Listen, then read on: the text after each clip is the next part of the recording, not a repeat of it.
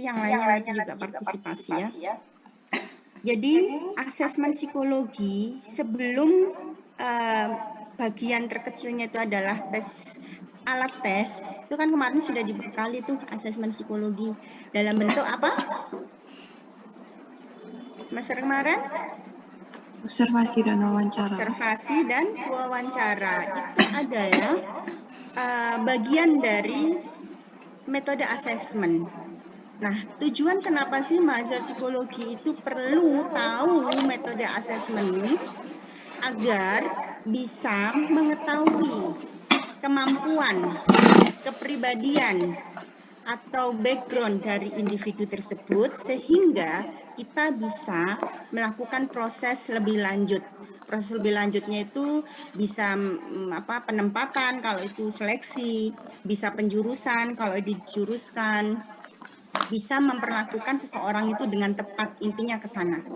Jadi agar kita tidak semena-mena gitu, agar kita tidak memberikan judgement sepihak, atau biar kita juga tidak disangka sebagai seorang peramal kayak gitu ya.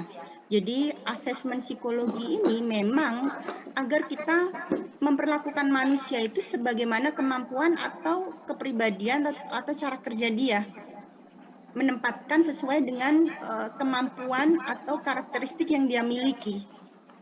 Tergantung dari kenapa asesmen itu perlu dilakukan. Kalau asesmennya itu untuk rekrutmen, itu akan berbeda asesmennya untuk diagnosis kecenderungan klinis. Asesmen untuk penjurusan dengan asesmen untuk konseling karir atau konseling keluarga pasti apa yang harus dilakukan oleh tester itu juga tidak bisa kita samakan juga, misalnya masuk wilayah alat tesnya sama gitu ya. Nah, yang poin penting itu adalah skill kalian observasi wawancara yang akan mensupport, memperkaya data sehingga tahu bagaimana sebenarnya individu tersebut. Jadi memang ranahnya agar kita bisa memperlakukan dengan tepat sesuai dengan kebutuhan. Orang yang memiliki background yang sama, orang yang memiliki perilaku yang sama, belum tentu itu sesuai dengan tujuan dari di mana itu seharusnya dia berada. Karena aspek yang ada di dalam manusia itu kan kita tidak hanya berbicara masalah otak yang ada di dalam kepala, tapi juga kepribadiannya, tapi juga cara pandangnya, cara merespon dan lain sebagainya. Ada banyak aspek. Nah, asesmen psikologi sebenarnya mengajarkan kita untuk tidak memiliki sudut pandang kacamata kuda. Jadi hanya fokus di satu aja nih. Itu enggak seperti itu. Kenapa asesmen itu perlu diberikan? Perlu kalian pahami. Gitu. Nah, salah satu asesmen itu dalam bentuk tes psikologi, ya. Selain observasi dan wawancara yang mau kita sharingkan kepada teman-teman di semester ini. Jadi makanya kalian dapat tes kognitif dan tes non-kognitif. Itu kita bagi wilayah aja. Wilayah di bagian potensial ability dan wilayah yang personality atau kepribadian kerja, baik itu secara proyeksi ataupun inventory gitu ya.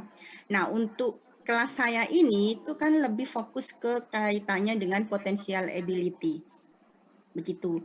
Nah, dari yang sudah dijelaskan Bu Liva kemarin, tes-tes yang masuk ke potensial ability atau saya katakan tes intelijensi, nanti tes bakat, itu masuk ke jenis berdasarkan waktu, itu masuk ke power test apa speed test? Silakan jawab di chat semuanya.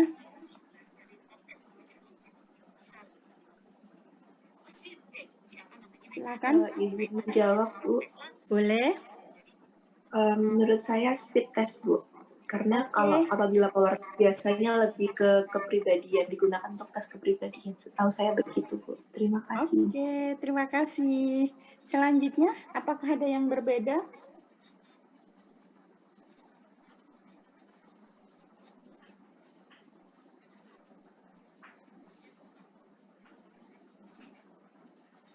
Ada lagi? Sama semuanya? Oke.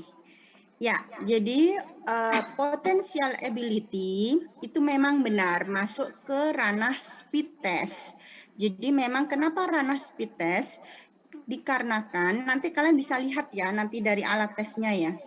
Untuk tes-tes potential ability ini semua itu memiliki waktu yang rigid. Jadi waktu untuk mengerjakan itu pasti, tidak bisa ditawar. Jadi misalnya waktunya 5 menit harus mengerjakan subtes yang satu, ya harus 5 menit. Terserah kalian mau selesai, mau enggak selesai, pokoknya 5 menit udah harus selesai. Lanjut ke yang subtes yang kedua, begitu. Nah, apa namanya? Karena yang kita nilai kan kemampuan potensialnya. Jadi misalnya dari 5 menit itu subtes 1 berapa soal yang mampu dia selesaikan dengan benar. Nah, itu yang akan kita skor. Kalau ternyata di situ dia banyak salah, ya nggak apa-apa, ya kita cari yang benar gitu, yang akan nanti kita arahkan ke prosedur scoring kayak gitu. Tapi kalau apa namanya, jadi di tes intelijensi sama bakat itu apa namanya, tidak boleh kita merubah waktu yang sudah ditetapkan dari setiap alat tes tersebut. Jadi misal 5 menit ditambahi 1 menit itu akan mempengaruhi jawaban apa namanya testi. Jadi nggak boleh. Jadi memang sudah harus pasti speed test ya. Jadi apa namanya nggak bisa ditawar. Tapi kalau power test itu kebalikannya. Jadi power test itu secara esensinya itu dia dalam mengerjakan tes itu tidak memiliki waktu tertentu atau spesifik. Nah, waktu tertentu atau spesifik yang diberikan selama ini dalam proses misalnya praktikum ataupun nanti rekrutmen karyawan dan lain sebagainya untuk tes yang misal inventory gitu ya atau proyeksi gitu, itu sebenarnya bukan real time yang sebenarnya perlu bukan esensinya sebenarnya, tapi tujuan diberikan waktu itu lebih ke mengatur timing pelaksanaan tesnya, yang mana itu dilakukan berdasarkan rata-rata orang pada umumnya menyelesaikan soal, misalnya Baum yang menggambar, itu 20 menit sudah selesai. Nah, jadi dibuat rata-rata nih oleh administrator atau tester tesnya. Oh, kalau mengerjakan 20 menit. Jadi bukan berarti mengerjakan tes menggambar Baum misalnya, itu harus 20 menit, enggak gitu. Itu hanya untuk pengaturan waktunya aja berdasarkan rata-rata pada orang umumnya. Aslinya dia mau mengerjakan 1 jam ya nggak ada masalah, 30 menit nggak ada masalah. Namun ketika misalnya tujuan dari alat tes itu, misalnya tes non-kognitif ya, seharusnya fresh graduate yang mau melakukan seleksi di perusahaan atau kalian menjadi HRD-nya, rata-rata orang pada umumnya itu 20-30 menit sudah selesai. Nah, kalian memiliki ada calon karyawan yang dia itu melebihi waktu itu sampai 45 menit, 1 jam sampai lebih gitu. Nah, ini butuh ditindaklanjutin melalui saat wawancara.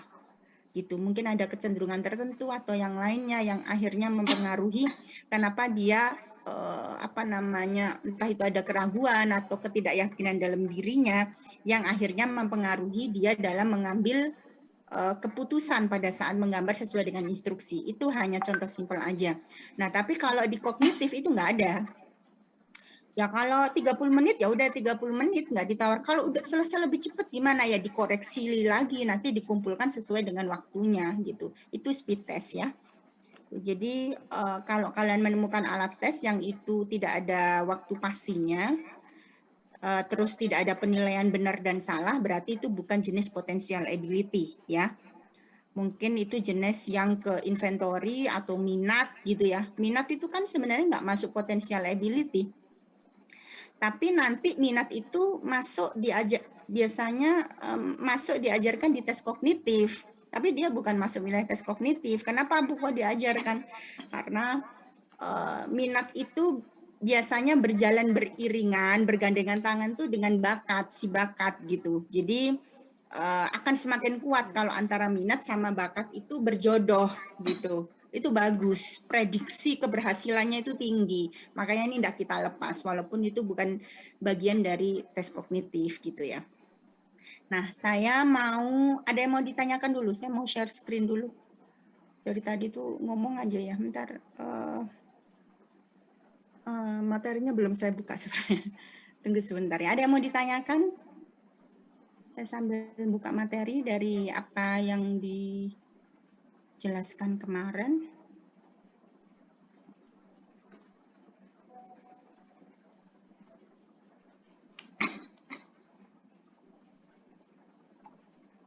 Oke, teman-teman semuanya. Kalau kalian paham macam-macamnya dan fungsinya itu kan macam-macam ya. Kalau dari yang kemarin dijelaskan ada yang tes itu bisa dilaksanakan secara bareng-bareng, ada yang itu sendiri, ada yang itu jenis tesnya itu ada yang apa? Ada yang pilihan ganda, ada yang itu matching, mencocokkan atau apa gitu ya. Jadi apa macam-macam, ada yang berdasarkan namanya. Oh, nama saya misalnya Rosa gitu, jadi ditulis tes Rosa kayak gitu-gitu. Ya, jadi ada banyak macam, silakan kalian baca. Oke, sekarang kita masuk ke salah satu wilayah, yaitu karena potential ability itu kaitannya dengan intelijensi. Nanti saya di sini menyampaikan itu saya tidak akan membaca slide satu persatu ya. Saya ingin tahu dari yang sudah kalian baca, tadi kan udah tak kasih materinya tuh. Mohon maaf ya, harusnya beberapa jam sebelumnya ya. Menurut kalian, intelijensi itu apa? Silakan.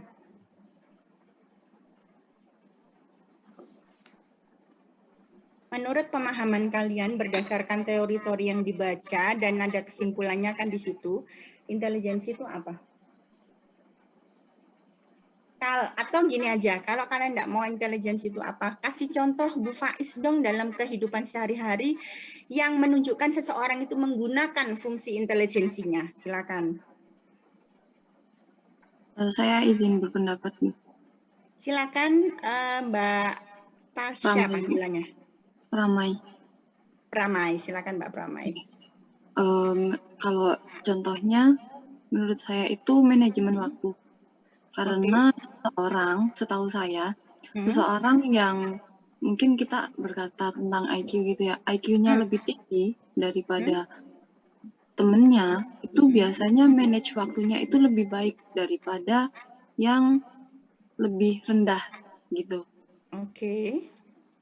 Kemudian untuk definisi intelijensi, kalau menurut saya, intelijensi itu adalah kemampuan seseorang dalam mengatur sesuatu.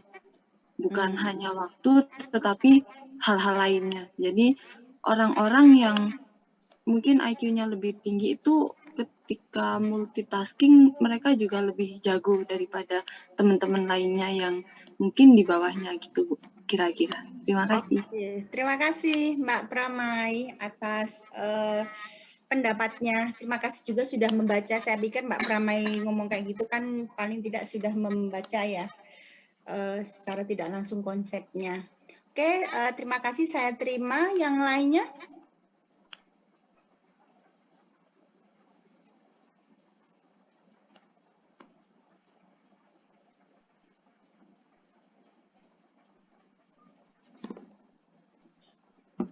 Silakan, selain Mbak Pramai. Ayo, kalian anak-anak hebat kok. Ayo, kok anak-anak hebat. Mahasiswa semester 4 ya, 2020. Silakan. Silakan Mbak Angki. Siapa tadi? Mbak Angki dulu. Ya, silakan Mbak Angki. Menurut saya perencanaan Ibu. Jadi orang yang menurut saya orang yang punya kemampuan berpikir yang baik gitu bisa juga melakukan perencanaan yang baik juga gitu Ibu. Oke, ya. Bagus. Terus? Oke, yang lainnya? Jadi seseorang yang memiliki kemampuan yang baik itu dia memiliki perencanaan yang bagus ya. Itu related ya. Oke, yang lainnya? Izin menjawab Ibu. Izin menjawab Ibu, tapi sebelum maaf saya off cam. Akun saya lagi nggak bagus. Ya, boleh silakan. Atas nama siapa ya off cam ini? Nimadit Imah Nadia. Oke, Nimade, silakan. Nimade Prima. Ini ada Made Ramadia, berarti harus di Made Prima ya. Nanti Made yang lainnya nanti ya. Oke, silakan Prima.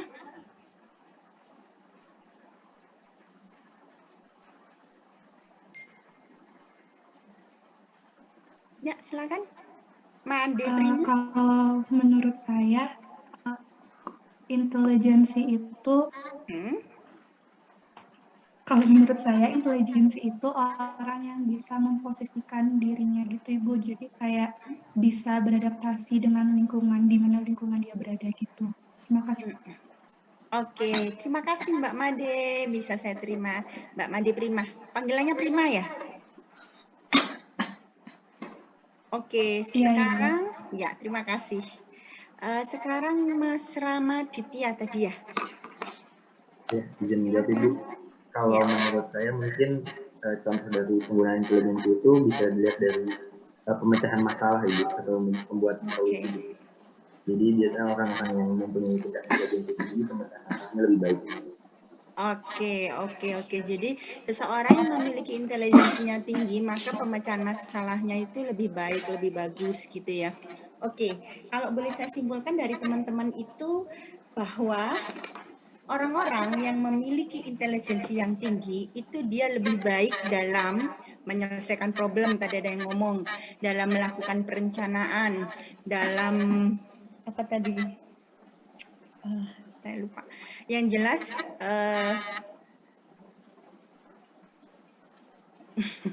ya intinya di situ kalau saya lihat tadi secara garis besar, mohon maaf tadi sebentar saya lepas aja kali ya. Konsentrasi saya terpecah jadi dua. Bentar.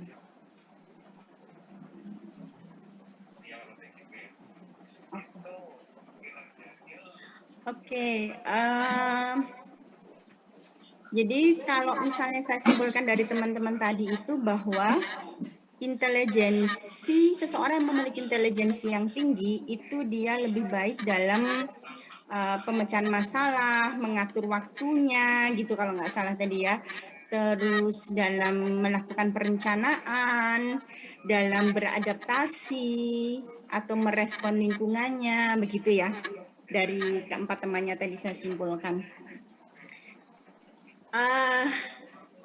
Iya, jika fungsinya itu berfungsi dengan baik, fungsi dari intelijensinya, tapi tidak menjamin seseorang yang memiliki skor IQ tinggi itu juga memiliki penyelesaian masalah yang bagus, memiliki perencanaan yang bagus, memiliki adaptasi yang bagus. Karena kalau kita bilang nanti ya endingnya tes IQ kan nanti dapatnya skor. Oh 120 nih skornya di atas rata-rata misalnya. Oh ini pinter nih, bagus nih, bisa ini nyelesain semuanya ini. Kalau seseorang tersebut mengoptimalkan kemampuan kapasitas yang dimiliki, maka itu akan membantu dia dalam merespon, dalam melakukan aktivitasnya dengan baik. Namun, banyak juga seseorang yang IQ-nya itu di atas rata-rata, tapi menyepelekan, tapi tidak melakukan istilahnya tidak menstimulasi lebih, tidak melakukan yang lainnya, sehingga dia kalau mau bertanding dengan anak yang IQ-nya rata-rata, tapi dia tekun, tapi dia itu mau belajar dari pengalaman, dari kesalahan yang dia lakukan, mengambil intisarinya, saya akan menjamin yang rata-rata ini lebih baik, lebih sulit daripada yang IQ-nya tadi di atas rata-rata. Begitu. Jadi sekali lagi memang kalau kita bilang intelijensi itu kan kaitannya dengan kemampuan. Kapasitas seseorang yang seharusnya itu bisa mengatur, membantu dia dalam mencari hubungan keterkaitan antar situasi-situasi yang ada di lingkungannya, baik itu sifatnya akademis ataupun non akademis.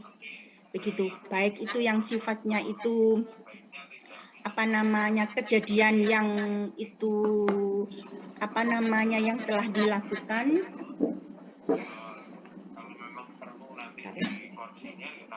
Sepertinya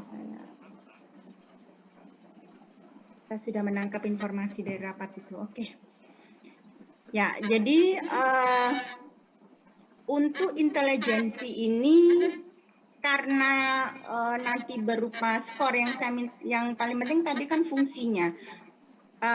Di dalam intelijensi itu aspek yang paling penting butuh dikembangkan itu kemampuan analisis, kemampuan logika berpikir, kemampuan pemecahan masalah, kemampuan menarik kesimpulan dari apa yang terjadi. 4 komponen ini, salah satunya 4 ini, ketika itu dikembangkan, itu akan semakin maksimal. Kapasitas itu ya lebih ke kecepatan laju aja. Jadi ibarat kayak komputer zaman dulu itu Pentium 1, Pentium 2, Pentium 3, Pentium 4 gitu. Kapasitas itu, lajunya aja. Tapi kalau seseorang itu tidak mau bergerak, yang seharusnya dia punya kemampuan itu, ya dia akan kalah dengan orang yang akan bergerak, walaupun dia kemampuannya masih di bawahnya. Gitu. Dan orang yang berhasil itu belum tentu orang yang IQ-nya di atas rata-rata atau superior atau apa. Banyak juga orang yang berhasil IQ-nya rata-rata ataupun di bawahnya, tapi dia mau belajar dari pengalamannya dan dia tahu bagaimana cara merespon situasinya sehingga memudahkan dia dalam mengatasi hal-hal yang itu yang ada di sekitar dia gitu, sehingga dia up and down-nya itu bisa mengontrol gitu ya. Jadi maka dari itu intelijensi ini di akhir itu saya simpulkan 2 hal ini gitu. Ya, jadi ketika seseorang itu memiliki kapasitas, bagaimana dia itu bisa mengambil intisarinya, mengambil pelajaran dari setiap pengalaman hidup, baik itu akademis dan akademis, yang sudah dia alamin, baik itu dialamin oleh diri sendiri ataupun temannya ataupun lingkungannya, gitu ya. Yang mana itu akan membantu dia untuk merespon terhadap situasi yang dihadapi, baik itu yang serupa ataupun yang baru sama sekali, misalnya kayak gitu. Jadi contohnya itu gini, kalau kalian sebagai mahasiswa, semakin kalian ditempa problem, jangankan mahasiswa, pokoknya selama kalian hidup lah ya, orang semakin banyak masalah atau muncul, oh ada ini. Kalau kalian mau menggunakan fungsi intelektual kalian, intelijensi kalian, cari solusinya.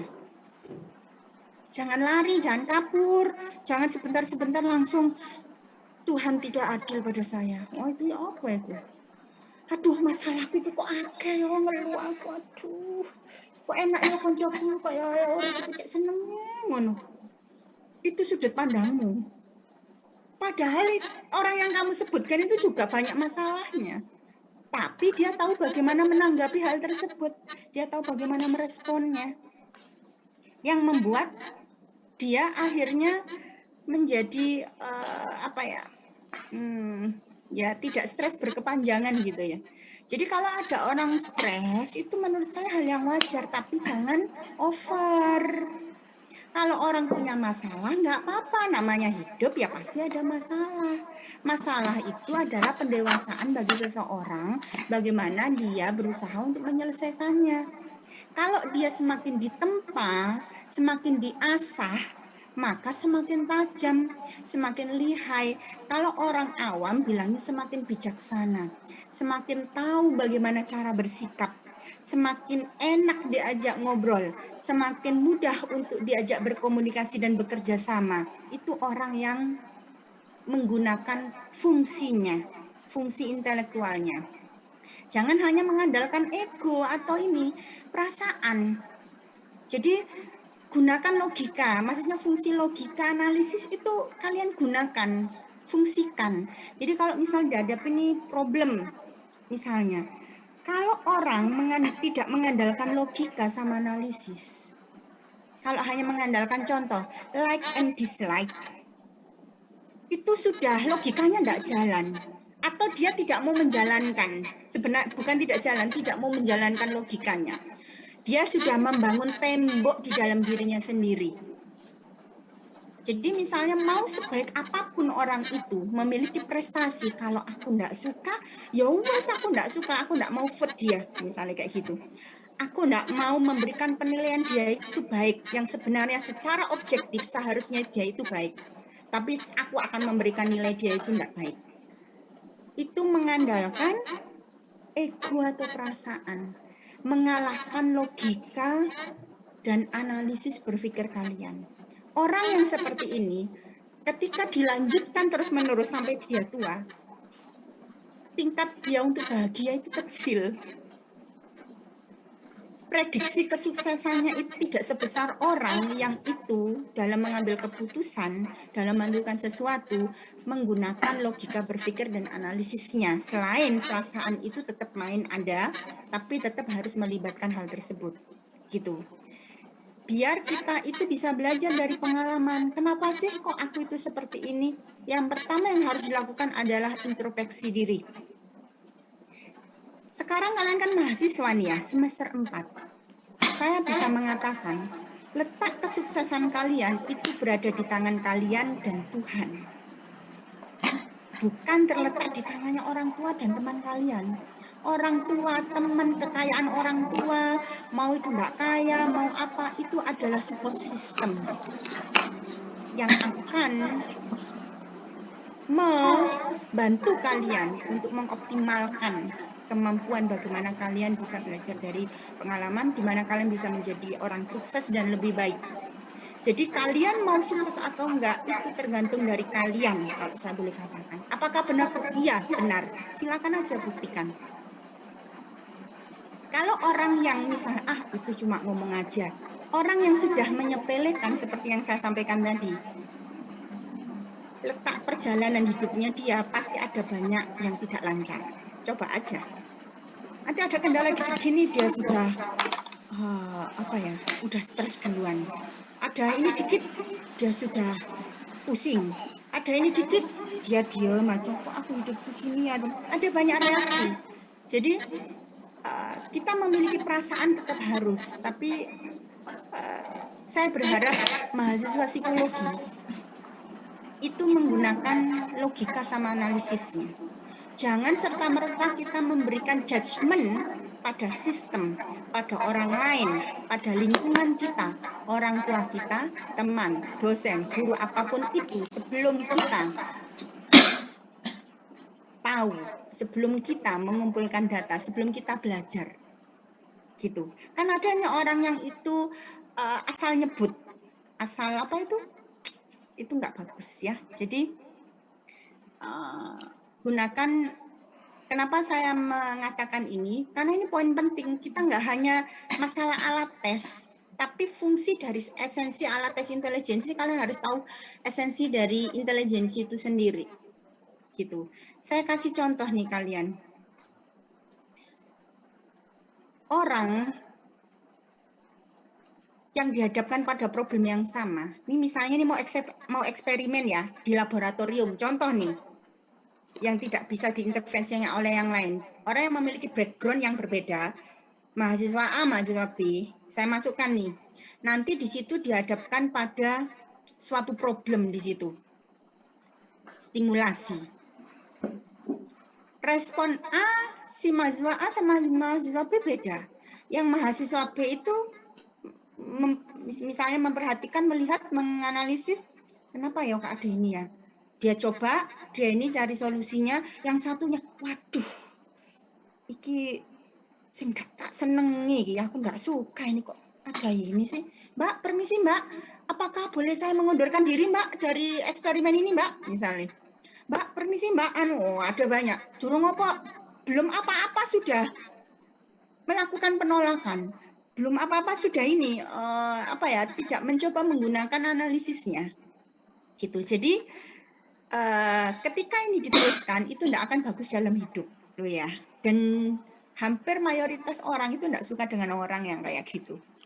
Percaya aja, secantik apapun orangnya, seganteng apapun orangnya, itu akan luntur. Beneran. Mungkin pertemuan pertama begitu menggoda. Pertemuan selanjutnya, malas aku lihatnya. Mungkin gitu. Ya kan? Kalau orang misalnya udah ganteng, udah cantik, tapi diajak, misalnya ono masalah dikit, sudah dikit-dikit marah, dikit-dikit marah. dibanting HP-nya, ganti HP baru, yang mungkin pas kaya raya ya. Itu ya mungkin bertahannya enggak akan lama, kalau dia enggak berubah ya enggak akan awet. Gitu. Jadi ada banyak dampak dalam kehidupan jika seseorang tadi tidak menggunakan aspek-aspek yang ada di dalam intelijensinya. Apakah itu bisa diasah, Bu?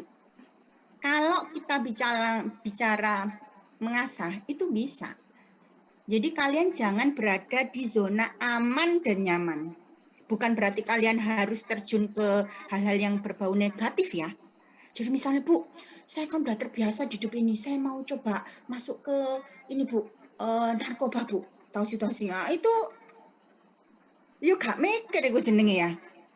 Wis ngerti, baca kan. Kalau orang kena narkoba sepinter apapun, itu sarafnya kan terganggu, ndak optimal. Lah kalian lah apa terjun? Itu berarti kan tidak menggunakan logika berpikirnya. Bu, karena saya stres, Bu. Masalah saya itu bertubi-tubi. Saya pengen rileks. Iya, pada saat itu minum narkoba rileks. Setelah itu kalian sengsara seumur hidup. Harta ndak ada, orang tua ndak seneng, ini ada banyak masalah yang itu mengikuti di belakang antri. Antrinya sembako itu kalah. Antrinya BPJS itu kalah. Kalau kalian sudah terjun ke sana. Bu, kalau sudah kadung ini gimana? Ya, kalian, apakah saya bisa keluar? Bisa. Dengan manusia itu yang saya katakan, apalagi kalian itu memiliki power, kekuatan untuk mengatur, untuk keluar dari problem kalian sebesar apapun, itu kalian memiliki power. Kenapa? Karena kalian dibekali oleh intelijensi. Bu, saya tidak terbiasa, ya sharing. Kalau tidak terbiasa, sharing dengan orang yang punya pengalaman, ya minimal kalau kalian sebagai mahasiswa ke konselor. Jangan sharing dengan sembarang orang, atau sharing dengan teman yang itu, bahasa tanda petiknya itu, dia menggunakan logika dan analisis berpikirnya pada saat menanggapi problem temannya. Itu boleh kalian datang ke teman yang situ. Atau bahasa orang itu bijak atau tidak sembrono gerasa-gerusu gitu. Yang menyenangkan. Ya silakan boleh selain ke konselor kayak gitu ya. Jadi kenapa orang tua kalian selama kuliah itu pasti kan nitipin, lek telepon pasti tanya apa? Tanya kabar kan? Kalau kalian jauh dari orang tua, nggak mungkin ditanyain, sudah punya pacar belum nak? Dosenmu gimana? Ya itu pertanyaan lanjutan itu biasanya. Pasti yang ditanyain, ya apa ndo awakmu ndek Malang? Gimana kabarmu? Gimana? Misalnya.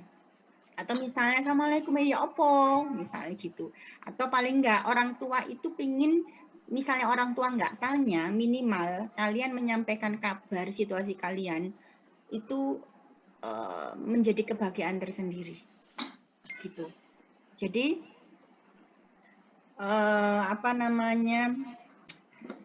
intelijensi itu dampaknya cukup besar.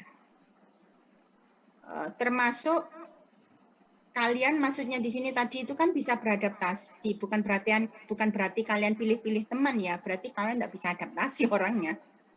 Saya itu mau berteman sama ini aja, yang lainnya aku menolak. Ya, pokoknya aku tuh menolak aku. Nggak suka aku tuh ya, misalnya kayak gitu. Kayak sinetron aja ya. Itu berarti nggak bisa beradaptasi dengan baik. Saya tuh bisa ngerjakan tugas kelompok kalau hanya sama si A sama si B, yang lainnya itu aku melu aku itu misalnya kayak gitu. Berarti dia tidak bisa beradaptasi. Ketika kalian dihadapkan dengan orang yang berbeda, jadikan itu sebagai pisau analisis ya, ketajaman kalian. Oh temen aku punya, ini baru kenal, oh ini dia kayak gini, ini kayak gini. Gimana sih cara nyelesain biar goal dari tugas ini bisa selesai dengan baik. Gitu. Nggak usah diejek-ejek temennya yang nggak ini. Karena apa? Karena kapasitas setiap orang beda-beda.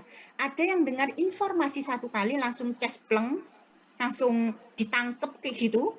Ada yang butuh waktu 1 jam kemudian, 2 hari kemudian, atau harus diulang kembali informasinya. Entah itu dibaca, disampaikan lagi, dan disampaikan lagi.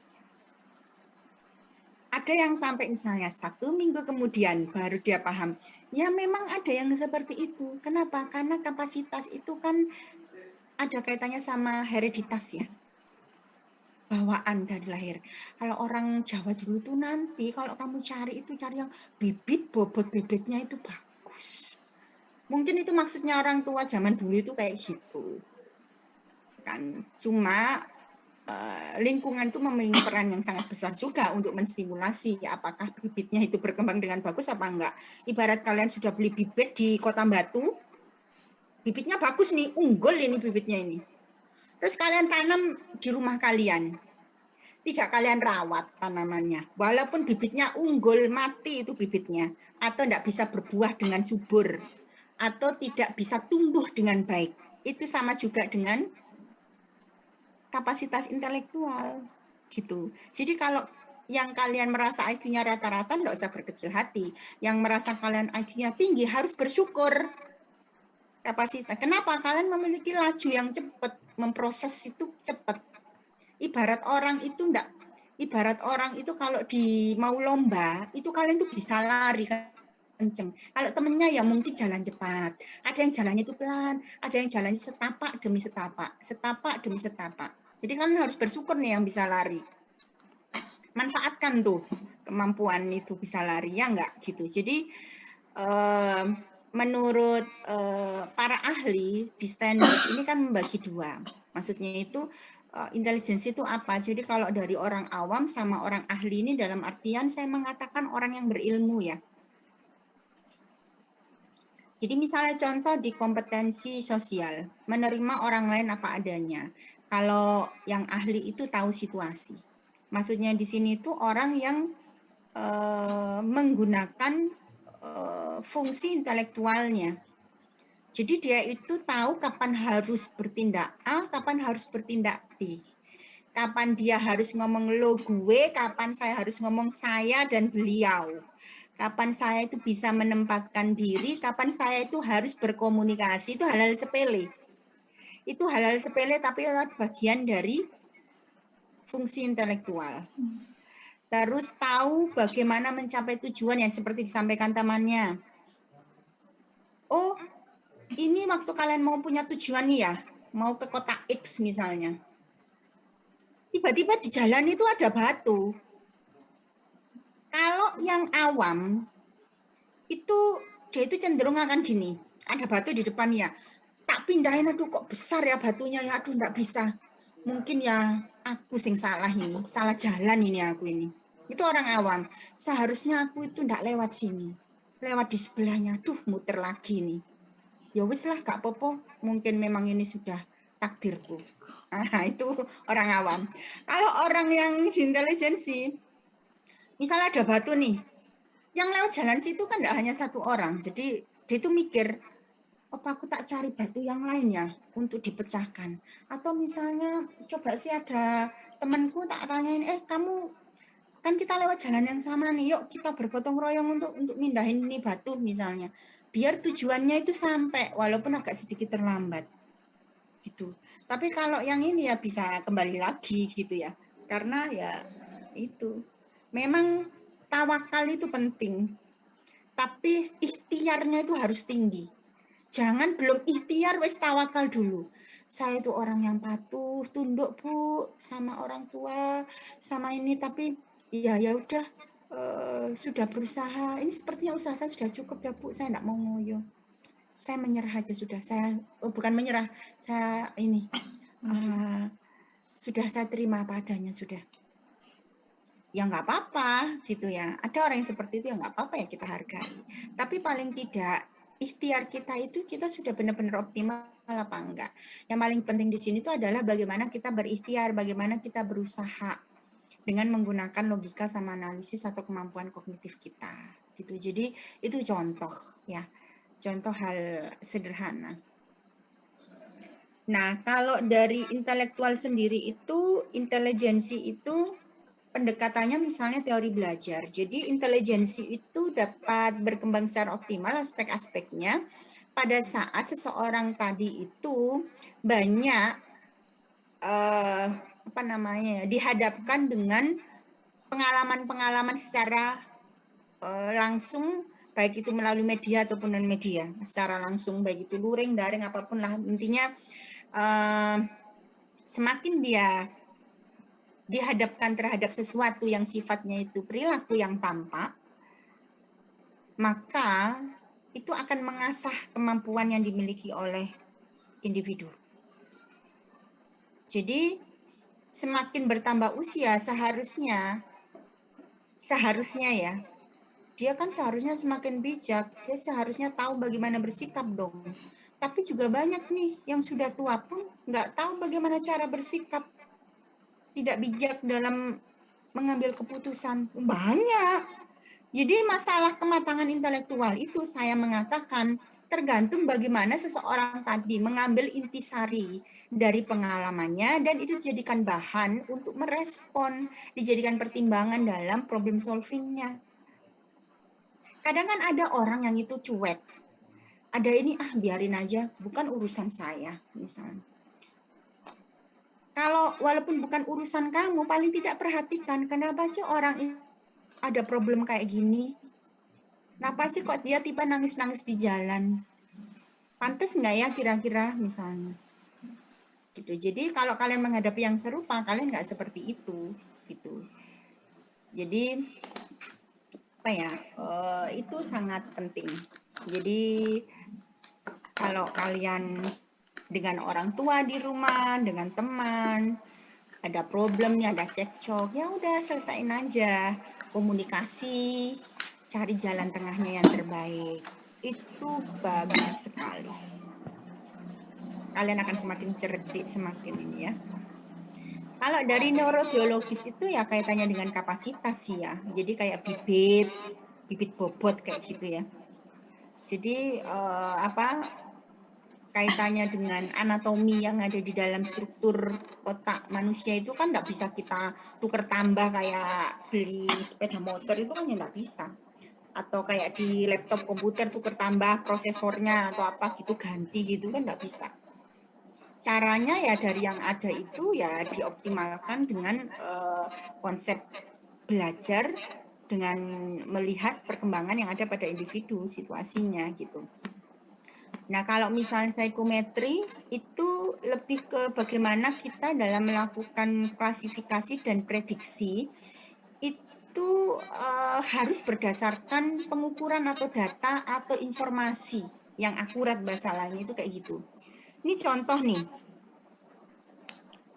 dapat informasi dari temennya, kamu tahu nggak, ibu dosen ini tuh loh, orangnya itu kayak gini, ini kayak gini. Udah terpengaruh sudah. Ya wes, aku nggak senang ambil dosen itu sudah. Nah, seharusnya yang saya katakan, kalian diajarkan intelijensi itu biar tidak memiliki kacamata kuda. Jadi psikometri ini masukkan pendekatan di intelijensi adalah setiap orang tuh harus pasti memiliki strength weakness-nya masing-masing, memiliki karakteristik, style yang itu tidak bisa kita paksakan antar setiap orang. Kalau memaksakan berarti kita orang yang tidak bijak dalam mengambil keputusan. Nah, untuk tahu bagaimana kita merespon dari apa yang disampaikan teman, itu sebaiknya kalian alami dulu sendiri. Kalian lihat sisi positifnya dulu. Kalian lihat strength-nya yang itu akan membantu kalian. Gitu. Contoh lagi misalnya. Jadi jangan serta-merta karena nggak suka, misalnya, udah pokoknya si dosen ini saya blacklist pokoknya. Termasuk dosen-dosen itu juga sama. Saya menyampaikan, mahasiswa yang melakukan satu kesalahan, itu jangan diberikan penilaian secara general, bahwasanya mahasiswa tersebut itu nggak baik. Setiap orang itu kan namanya juga proses belajar. Itu ya kadang saya sampaikan. Jadi biar dosen-dosen, mohon maaf ya, walaupun belajar ilmu psikologi, tidak semua dosen itu juga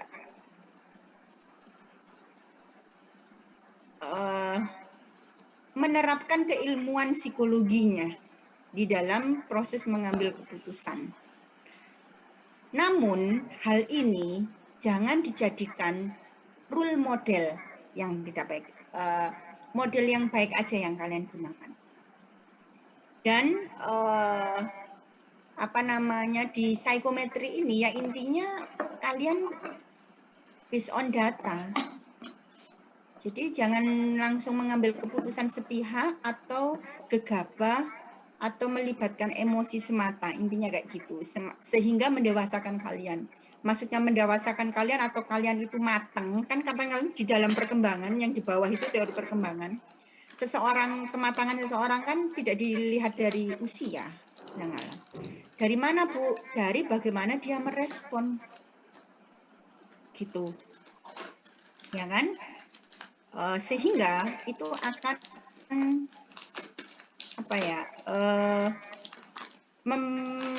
penilaian yang diberikan oleh lingkungan itu adalah dari respon yang diberikan oleh seseorang tersebut, gitu ya. Dan kalian tidak perlu khawatir, di dalam lingkungan ada pro kontra itu hal yang wajar. Di lingkungan kita, selama kita hidup bersama manusia yang lain, ada percekcokan itu atau ketidaksetujuan hal yang lumrah. Malah menurut saya hal yang aneh kalau seluruh manusia di Brawijaya ini itu jalurnya itu sama semuanya. Itu robot apa manusia itu ya? Nggak ada. Wajar orang itu berpendapat, menyampaikan tapi harus dengan cara yang baik. Kalau nggak baik ya diingetin, gitu-gitu ya. Namanya juga manusia tidak pernah lepas dari kesalahan. Ada sifat nafsu sama egonya itu masih ada, walaupun sepintar apapun orangnya masih ada. Jadi itu yang perlu kalian perhatikan gitu. Jadi walaupun kalian sekarang sesama mahasiswa itu juga jangan hanya mengelompok di satu hal, kasihan nih.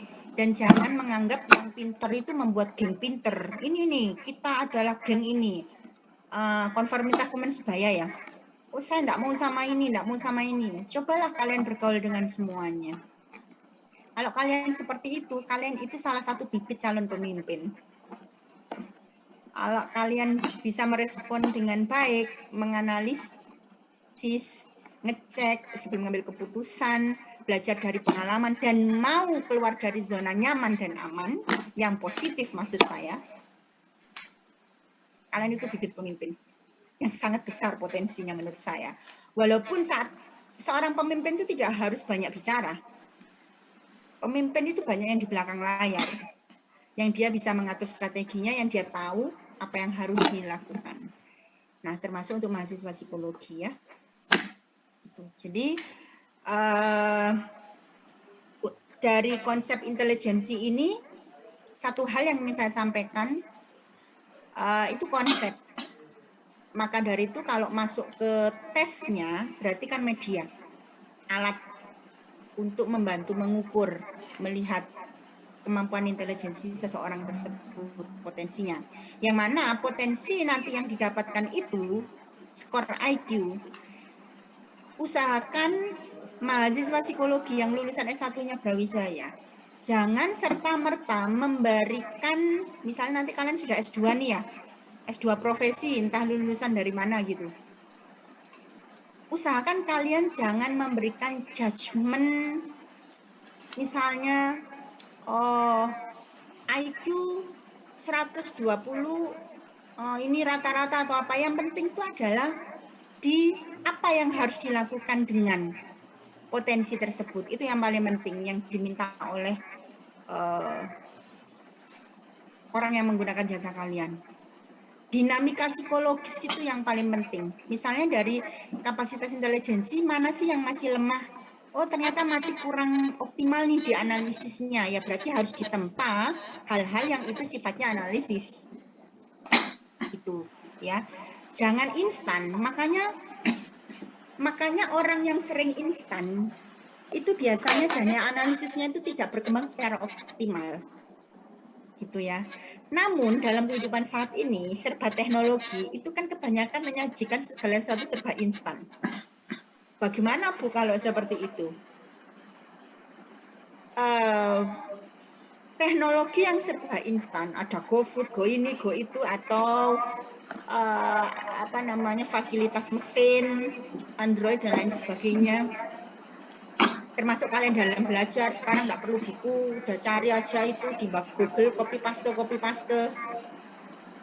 Sebenarnya itu support system untuk membantu kalian mengoptimalkan kemampuan kalian.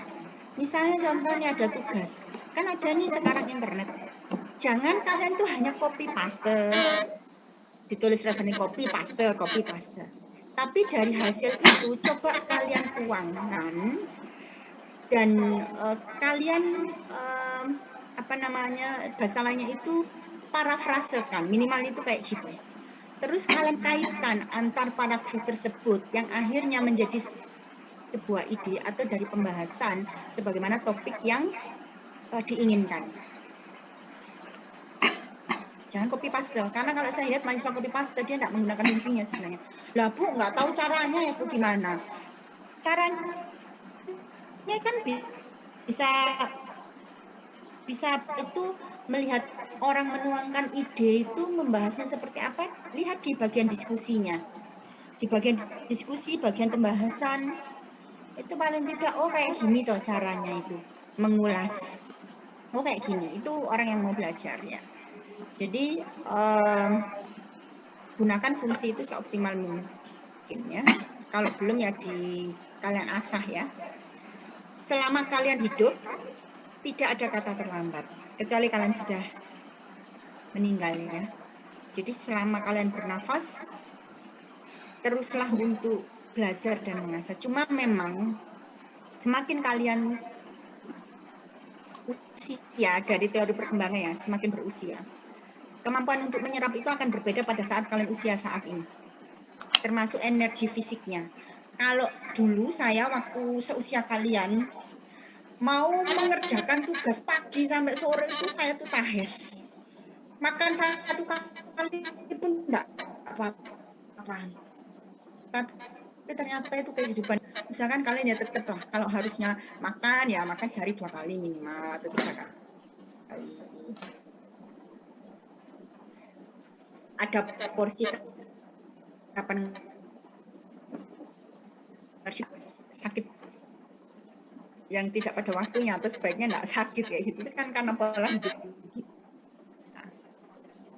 Jadi itu yang penting.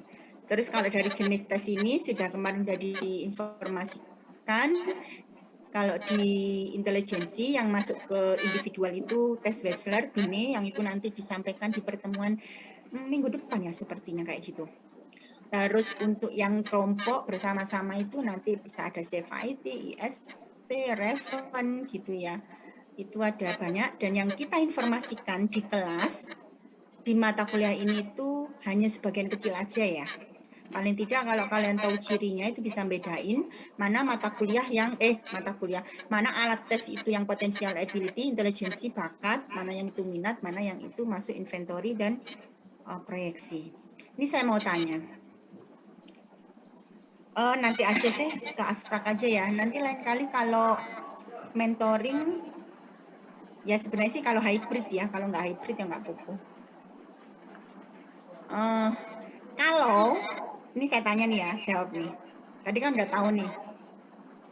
Saya ini menyajikan soal. Setiap soal itu saya menyajikan 2 pernyataan.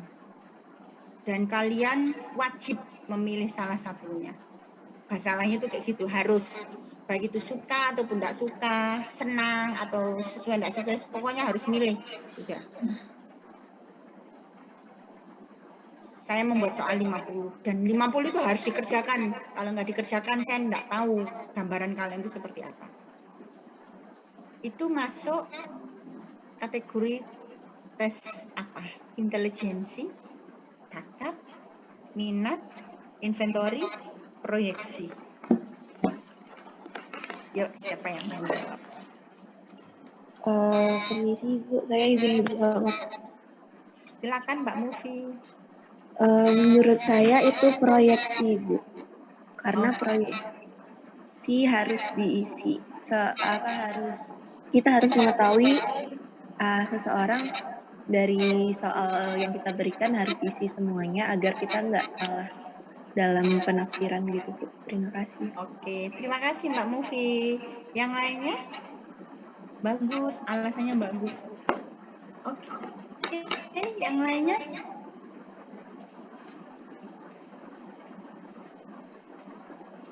Ini Muhammad Samsul ini rambutnya panjang ya?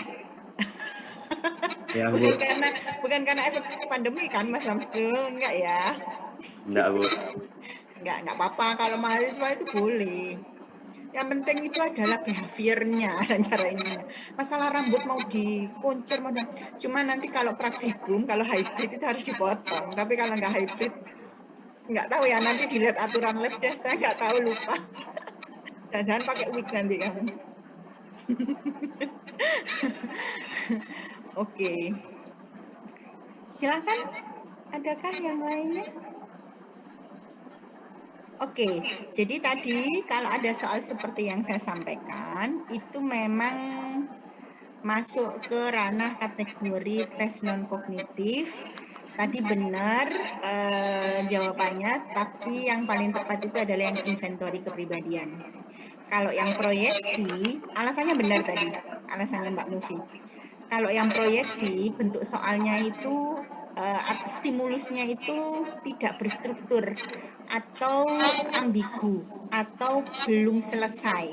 Misalnya, saya membuat pernyataan itu belum selesai. Jadi misalnya, Bapak makan titik. Nah, terserah kan, bebas. Kalau di situ jawabannya itu menuntut kebebasan, sebebas-bebasnya dalam mengekspresikan diri, itu masuk ke proyeksi.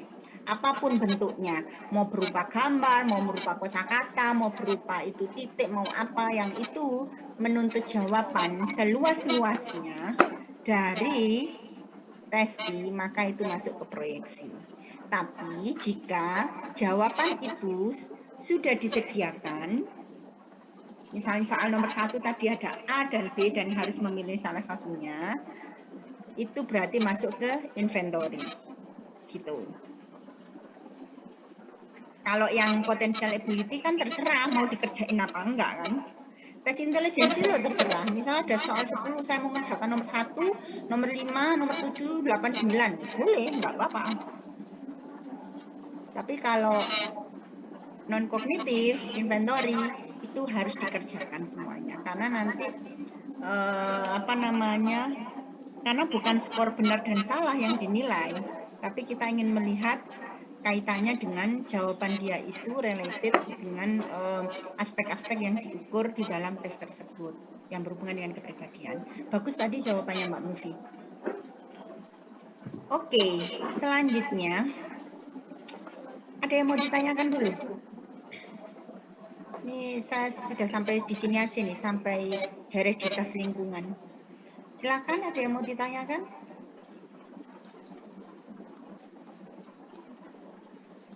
Saya juga tanya Bu. Oke. Ya, bergantian ya. Ini siapa dulu? Ya. Mbak Pramai dulu ya. Silakan Mbak Pramai. Ini terkait hereditas Bu. Saya kan pernah dengar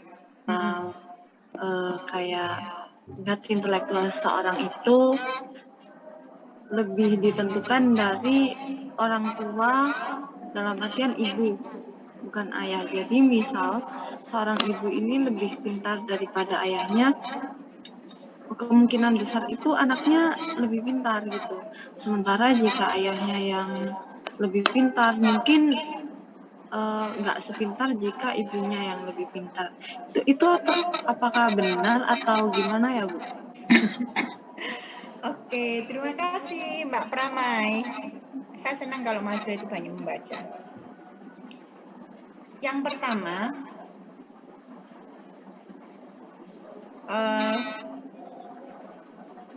penelitian tentang neuropsikologi atau neurobiologi kayak gitu, yang membahas tentang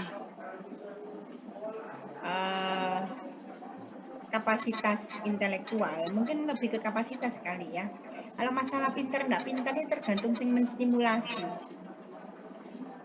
Menurut saya itu yang pertama. Jadi dari pertanyaan Mbak Pram itu ada dua hal yang dimaksud itu kapasitas atau pintar enggak pintar.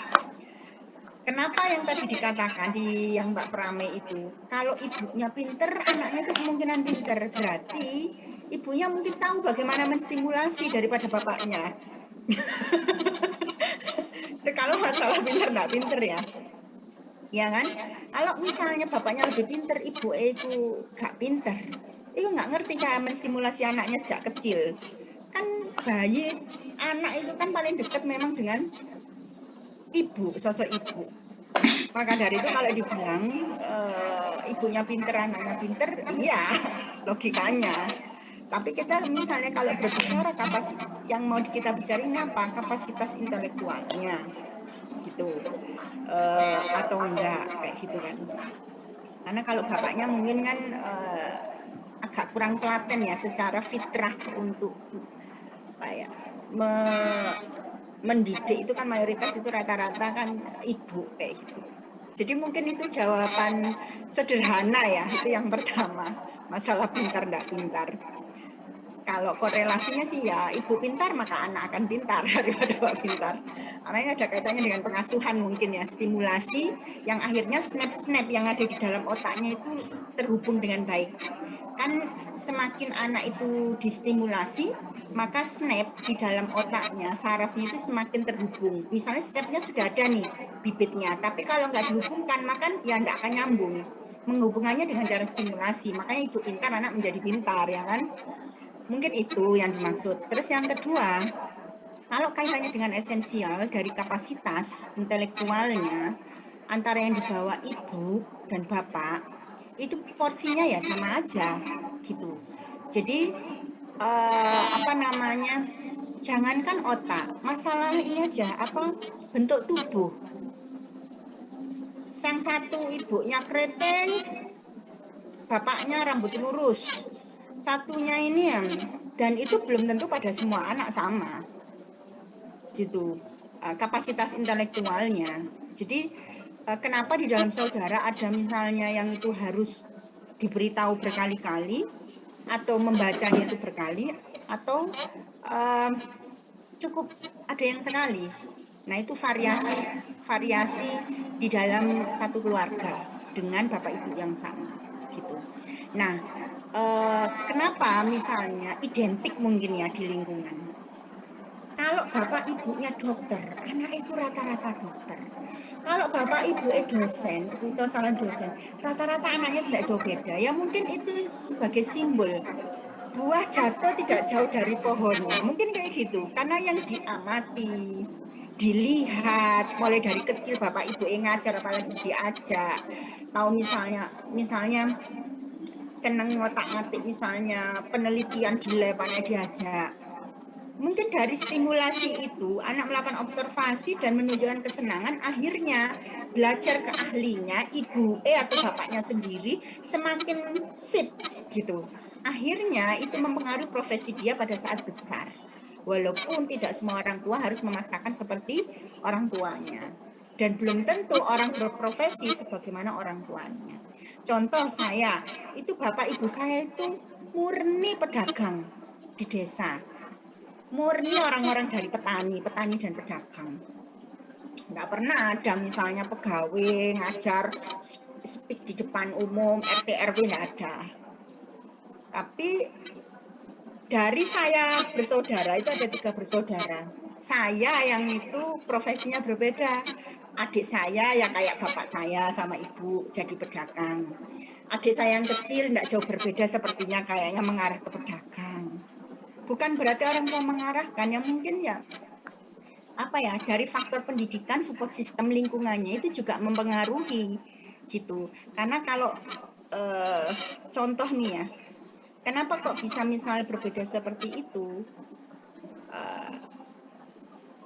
Saya ambil contoh simpel aja saya gitu ya. Kenapa kok misalnya saya itu berbeda gitu? Karena dulu waktu saya kuliah, dulu waktu saya SD sampai SMA, itu saya itu anak yang pendiam, tidak punya teman di rumah, padahal di kampung loh ini. Ya sudah beraktivitas biasa aja gitu di rumah apa biasa. Nah, pada waktu saya SMA itu melihat teman-teman saya berorganisasi itu kok senang ya, kok bisa mengekspresikan diri ya. Sejak saya kuliah, saya itu berjanji pada diri sendiri, saya ingin berubah. Saya ingin menjadi lebih baik, saya ingin seperti orang itu, seperti kayak contoh teman saya. Walaupun itu berat seperti memikul beban di pundak. Jadi kan orang yang tidak berbiasa speak up, ya minimal ngomong di kelas. Walaupun ada yang ditanyain. Itu berat, mau ngomong itu berat. Saya itu awal mula, ini ada kaitannya sama ini ya, kenapa lingkungan itu sangat support. Sama diri sendiri itu memiliki peran, motivasi internal. Jadi kalian tidak perlu khawatir kalau bagi yang tidak terbiasa berbicara di depan umum, yang penting ada kemauan, nanti ngomong yang pertama itu gemeter nggak apa-apa. Saya itu loh ngomong sudah berapa kali, pertama kali itu gemeter saya ngomongnya. Saya ini gitu ngomongnya. Saya tuh dulu itu tutup telinga, tutup mata karena saya ingin berubahnya itu. Saya presentasi ngomong di depan, kertas itu loh saya berusaha nggak boleh gemeter, bisa gemeter gini loh kertas itu, bisa gini tuh kertas itu. Padahal saya itu sudah meminta kepada diri saya itu, kamu harus tenang, tarik nafas. Aku sudah saya coba kayak gitu, nggak boleh gemeter, tetap aja gemeter karena nggak terbiasa. Tetap aja gemeter, saya pegangan tetap. Makanya saya senang kalau presentasi itu sambil duduk, tidak dilihatkan tangannya, enggak megang kertas dulu awal-awalnya. Itu contoh sih ya. Jadi kalau yang dikatakan misalnya seperti itu ya memang benar, ibu pintar maka anak akan pintar. Kalau kapasitas yang diturunkan ya kemungkinan besar itu diturunkan kapasitasnya, tapi belum tentu terjadi pada setiap keturunannya. Misal keturunannya ada tiga anaknya itu kapasitasnya sama semua, itu belum tentu. Mungkin ada yang dominan di salah satunya, ada yang biasa. Walaupun bapak ibunya dominan semua, anaknya dominan semua itu enggak. Gitu. Jadi itu hukum alam sih ya, secara biologis seperti itu. Gitu. Golongan darah pun itu juga bisa berbeda antara orang tua dengan anak dengan satu keturunan, termasuk juga kapasitas. Kayak gitu ya, Mbak Pramai. Baik Bu, terima kasih atas jawabannya. Terima Jadi kasih. tercerahkan. Mohon maaf ya dikasih contoh. Silakan Mbak Rafika. Baik Bu, saya izin bertanya. Ini tentang intelijensi secara general ya Bu. Ya boleh. Jadi apa tidak menutup kemungkinan ya Bu, orang yang memiliki intelijensi lebih rendah atau nilai IQ yang lebih rendah itu bisa punya kemampuan yang di beberapa hal bisa punya kemampuan yang lebih dari orang yang memiliki IQ yang lebih tinggi tapi dia nggak pernah mengasah kemampuannya itu. Ya. Terus satu lagi Bu, apakah kalau misalnya orang memiliki nilai IQ yang tinggi, tapi dia juga tidak pernah mengasahnya, itu apakah bisa menurun ya Bu nilai intelijensinya? Terima kasih. Oke, terima kasih. Pertanyaan sangat bagus Mbak Rafika. Untuk pertanyaan yang pertama tadi, kita harus paham sekarang konsep intelijensi. Kalian kan ini ada tugas kelompok nih ya. Salah satunya itu ada kecerdasan seseorang itu kan tidak bisa tunggal. Intelijensi tunggal itu kan udah banyak, bukan dipatahkan ya, ada banyak konsep yang lain yang memberikan sudut pandang. Bahwa itu yang pertama. Yang kedua, ada konsep tentang kecerdasan majemuk. Yang mana walaupun kapasitas seseorang itu di bawah ataupun rata-rata, pasti dia memiliki strength di situ, yang itu menjadi selling point bagi dia dalam mengembangkan dirinya, gitu ya, atau kecerdasan majemuk. Nah, yang ketiga, kalau dari pertanyaannya Mbak Rafika, yang pertama tadi, pertanyaan pertama, ketika seseorang tidak pernah mengasah kemampuannya, apakah dia bisa kalah dengan yang mengasah? Ya iya, pastinya. Gitu. Dalam arti itu kayak gini, orang pintar, kenapa saya tuh punya Bu temen tidur aja di kelas Bu, Tapi nanti kalau ujian, itu kok bisa jawab ya Bu ya? Padahal saya sudah mendengarkan dengan baik, sudah membaca. Loh, soalnya sing salah ya Bu? Pertama, mungkin temanmu itu yang tidur itu dengar satu kali udah ngerti, udah bisa langsung oh itu tuh maksudnya, oh ini kaitannya ya wis ngerti. Nah mungkin gitu. Mungkin dia karena dia lajunya itu cepet Mbak, atau misalnya dia cukup membaca satu kali waktu mengkoneksikan, oh ini kaitan dengan ini kok ini jawabannya kan, oh ya wis sip. Itu laju kaitannya dengan kapasitas. Tapi ketika laju itu, kapasitas itu tidak difungsikan dalam kehidupan sehari-hari dia untuk problem solvingnya, untuk misalnya mengambil intisari dari pengalaman yang dia dapat, sehingga dia melakukan kesalahan berulang-ulang dan dia tidak tahu apa yang harus dilakukan. Itu banyak terjadi orang-orang yang katakanlah enggak mengoptimalkan kapasitas yang dimiliki, dia jadi tidak berhasil, itu banyak. Jadi orang yang tidak berhasil itu bukan berarti orangnya bodoh, orang yang tidak mau belajar dari pengalaman, orang yang tidak mau beradaptasi dengan lingkungan dengan baik, itu orang yang tidak berhasil sebenarnya. Jadi ya secara otomatis ya akan kalah dengan orang yang dia mau belajar dari pengalaman dan mau beradaptasi dengan baik dengan lingkungannya gitu. Terus yang kedua, apakah ketika seseorang itu tidak mengoptimalkan fungsi intelektualnya, apakah kapasitas bisa menurun? Kapasitas itu kan wadah, Mbak. Ibarat orang itu misalnya mangkok, itu ada mangkok mungil, kecil, ada yang agak besar, ada yang besar gitu ya. Cuma masalahnya mangkoknya itu berjalan sesuai fungsinya apa enggak, itu yang jadi masalahnya, bukan di mangkoknya. Gitu. Jadi makanya apakah skor IQ itu bisa menurun? Caranya adalah harus dengan alat tes yang sama. Jadi misalnya dulu menggunakan tes dengan standar Wechsler, misal.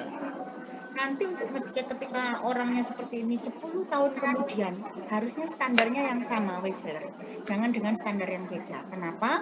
Dikarenakan untuk range normatif di setiap alat tes itu bisa berbeda. Karena tes intelijensi kan banyak. Ada Wechsler, ada IST, ada CFIT, ada Raven pun itu pun dibagi, ada banyak, ada Tiki, ada banyak ya, gitu. Jadi usahakan dengan menggunakan alat tes yang sama, before after-nya. Jadi untuk membandingkan apakah memang dia ada penurunan kapasitas atau tidak.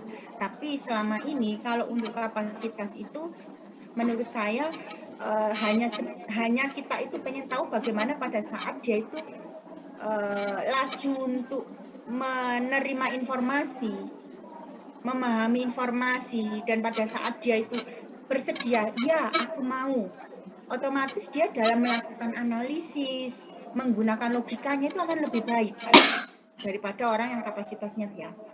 Tapi itu juga bisa optimal, dan orang berhasil itu kalau dari hasil riset itu tidak tergantung pada skor intelligence quotient, IQ, tidak tergantung dari skor IQ, tapi orang yang berhasil itu tergantung pada skor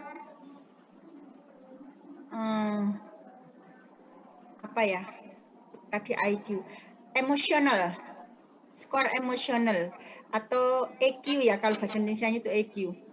Apalagi kalau ada SQ gitu, apalagi ada AQ, adversity. Nah, itu letak keberhasilannya itu kebanyakan di situ. Ketika emosionalnya itu bagus, kecerdasan emosionalnya bagus, kecerdasan spiritualnya bagus, kecerdasan adversity-nya bagus. Itu ketika dominan 3 itu, maka itu yang akan menunjang seseorang itu untuk berhasil dalam hidupnya. Kalau orang hanya mengandalkan IQ, kecerdasan intelektual, tanpa berkembang kecerdasan emosional dan yang lainnya, kemungkinan dia akan kalah itu tinggi, kalah saing. Apalagi sekarang soft skill itu kan sangat dibutuhkan.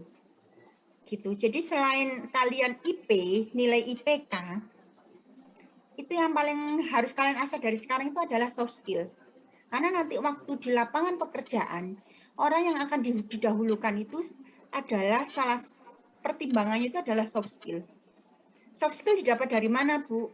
Dari aktivitas kalian berorganisasi, yang itu dilegalkan melalui sertifikat yang dilampirkan. Selain kalian beraktivitas, mengikuti workshop yang itu menunjang kalian atau pelatihan di dalam keahlian yang kalian miliki, menjadi bagian dari kurikulum vitae kalian, mengikuti organisasi, menjadi ketua apa, menjadi ini.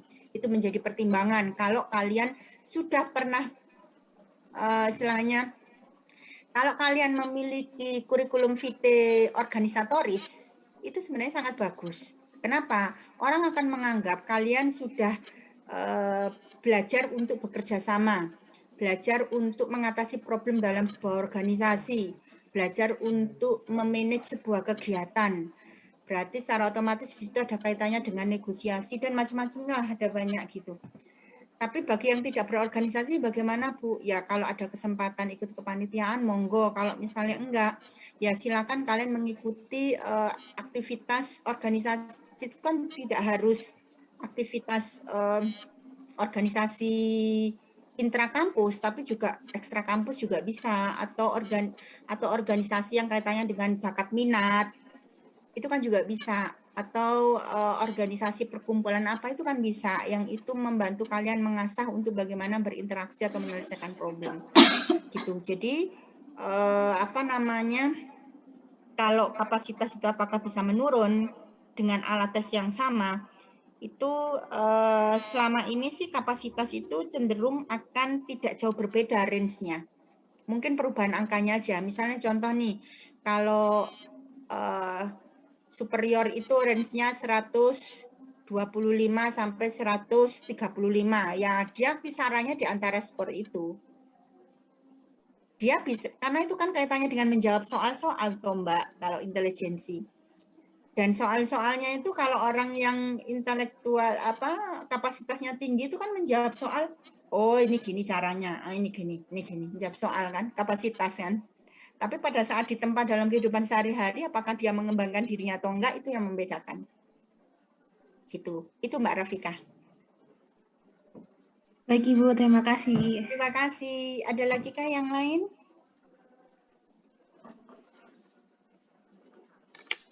Oke. Untuk perkuliahan, selama kita masih mendapatkan surah perintah daring, ya maka kita akan daring. Tapi ketika nanti kondisi COVID ini sudah landai, ada surat perintah hybrid, maka nanti di mata kuliah ini pun akan memberikan layanan hybrid. Jadi mahasiswa yang sekarang sudah ada di Malang, sebaiknya jangan keburu untuk pulang. Yang penting kalian prokes dan meyakinkan kepada orang tua kalau kalian bisa bertanggung jawab